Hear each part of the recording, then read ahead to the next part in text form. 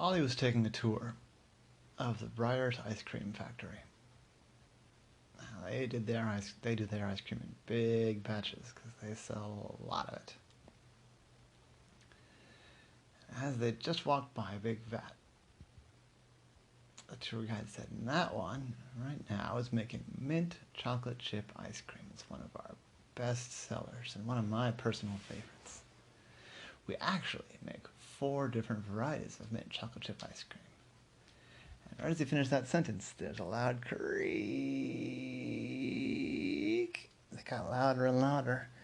And as they looked on in horror, the whole vat, which was like 2 stories high, started to tip over and fall and came crashing down, and everybody scrambled to get out of the way of the falling vat. And the gallons and gallons and gallons and gallons and gallons and gallons of half-frozen ice cream that was flooding the whole room. It was a catastrophe. Who knows how much all that ice cream that was now wasted cost, plus the equipment, plus all the damage. Ollie, as soon as he saw it falling, had jumped up and grabbed onto an overhead railing. And so he also was the only one to be looking around. And what he saw, what he noticed, was out on the backside, away from the direction it fell, there was a person. And that person, after it fell, threw some kind of book-sized object with a cord at the end of it. And then made its way toward the back door on the opposite end of the warehouse. I thought that was very suspicious. Everybody else was either running for cover or coming near to figure out what was going on, and this person was quietly sneaking out the back. So I decided to give chase. There were some other stairways and latticeways around the warehouse, so Ollie, hand over hand, made his way toward the door, quickly but quietly. He got to the door just as it was almost swinging shut, and slipped through, right as it shut. He saw the person making their way quickly down the hallway toward the exit. But the person didn't see him, so Ollie followed him. He followed them as the person turned left, and as they went around the corner, Ollie saw them start to unzip. They had on a uniform, like a Briar's uniform. They unzipped, it was like a one-piece, like a jumpsuit. And when Ollie came around the corner, he saw the person toss the jumpsuit. Underneath, they were wearing another uniform. This uniform said Cloverland Dairy. They were dressed as a milk delivery driver. That's strange, thought Ollie. I mean, Ollie already suspected that this person might be behind it all. So Ollie kept up. And that person, which Ollie could not see, was a guy. They went through a door marked exit.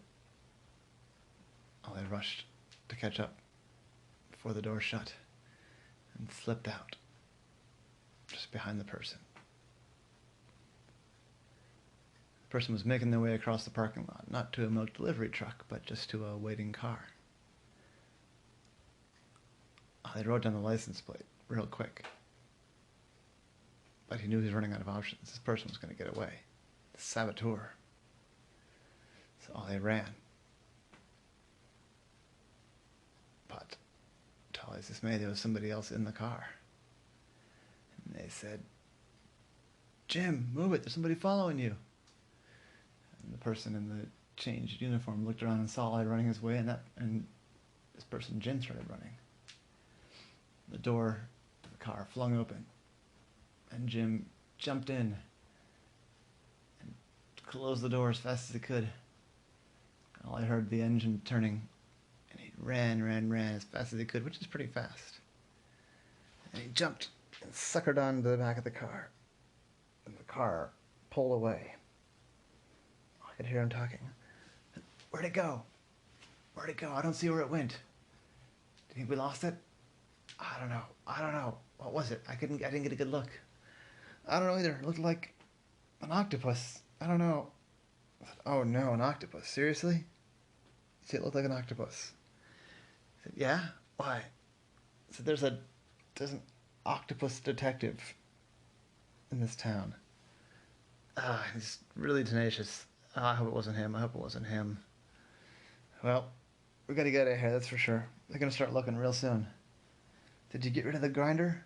I got rid of the grinder. I just left it there like you said. Alright, good. I listened to every word, but they were starting to go fast, and it's getting harder to hear.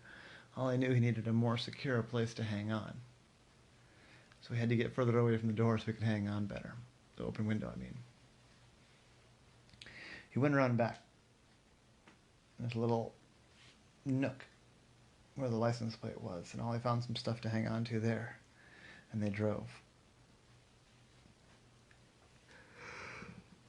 Well, I sent a couple of texts to police contacts. It said, I'm on the site of the Briar's ice cream accident. On a car. Someone fleeing the scene and saying suspicious things. After a few minutes, the car seemed to slow down. Ollie couldn't hear, but it seemed like people thought they had gotten away. After a few miles, they pulled into a industrial lot. They pulled around the back. And that's when Ollie saw, on a couple of signs out there in the loading dock area where they were pulling into, it said, Edie's ice cream. Oh, I thought, no way. He sent a text to the police contact and said, we've stopped at Edie's ice cream factory warehouse. I'm not sure. He heard the doors open, and I scampered as quickly as he could to the underside of the car. He had to be careful, because there were some hot parts down there, but Ollie had hidden underneath enough cars that he knew where to grab onto to be safe and not touch the hot parts. It was grimy, but he was safe. And I was glad he did that, because they came around and they opened up the trunk. They took out something large, something heavy. They weren't sure what, and then all I heard clinking of bottles.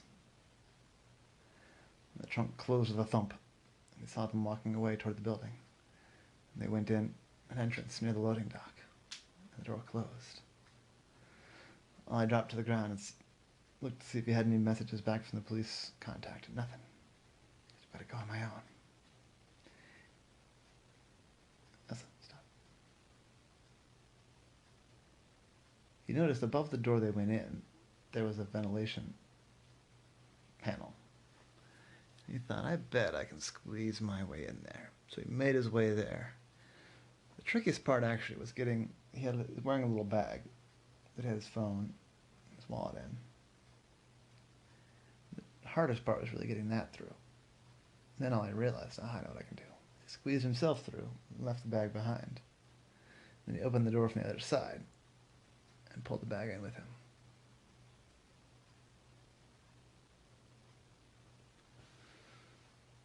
He listened. It was all quiet. And then he heard those same voices, so he followed. They were moving, he was following them, and they were talking. And the voice, not the voice of the person that had been in there that Elliot chased, but the person that had been in the car. He said, so what, do you think it'll work? I said, I think so. I imagine they're going to spend days cleaning that up. They won't even notice what we've done until, well, I don't know how long, but I think it'll be too late. I said, good, because we got to get an advantage here. Yeah. Insurance will pay for their tank and their lost ice cream. What we've got is a lot more valuable than that. We've got. So don't jinx it, man. Let's just take a look and make sure.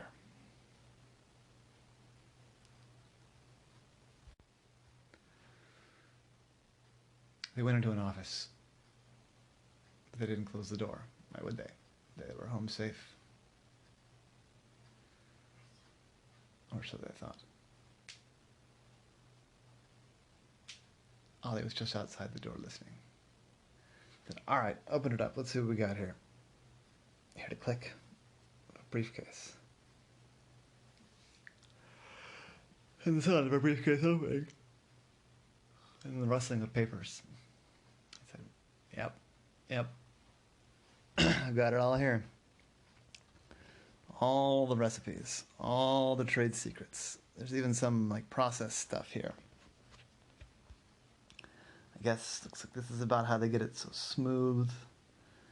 Yep, here's some stuff about how they mix in the butter fat.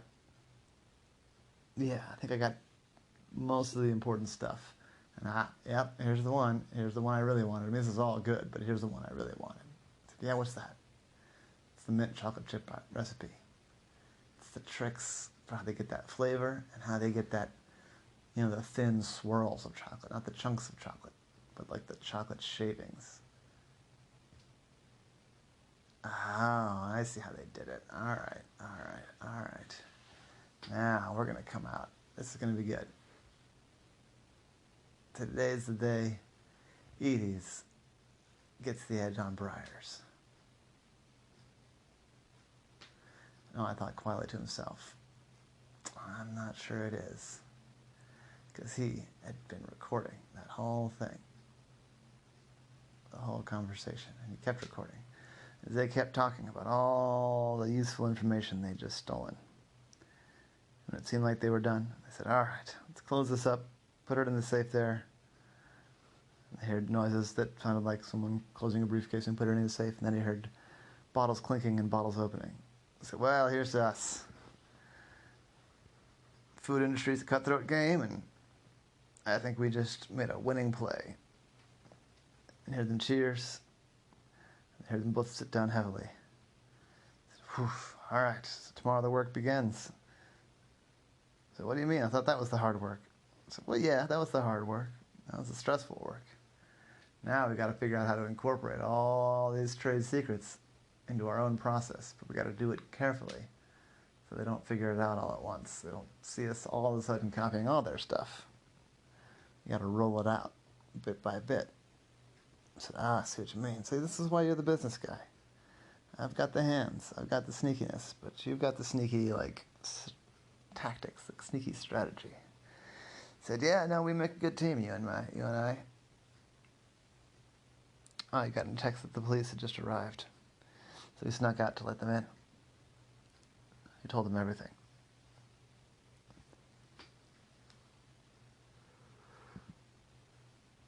They came around quietly to the office. They got within hearing range. All he heard them say, another beer? Yeah, let's have another one. Why not? Can't get much more productive today than what we've done today. They heard the bottles open. Let them clink their bottles together. And the officer said, I think it's time. I said, you do your thing, man. You do your thing. The officers came around the corner, badges flashing, said, you two are under arrest for industrial sabotage, trade secret theft, larceny, reckless driving, all kinds of things. And they spat out their beer and said, what's this? You get out of my house. This is private property. And there was much chaos and hubbub. And one of the guys even tried to make a run for it. But there were 5 police officers and Ollie, and there was no chance of it. Ollie was actually the one that tackled the guy that tried to run. And that's when it was the other guy, not the guy that had done the sabotage, that had sawed through the leg of the tank. The guy that did the sawing saw him and said, oh, you're that octopus. Dude, he followed us. And the other guy looked around and said, oh no, it is him. It's that octopus detective. I told you. Oh, I thought we'd lost him. And I said, yeah, no, I'm hard to lose, but easy to miss. And that was the case of Ollie and the mint chocolate chip ice cream flood.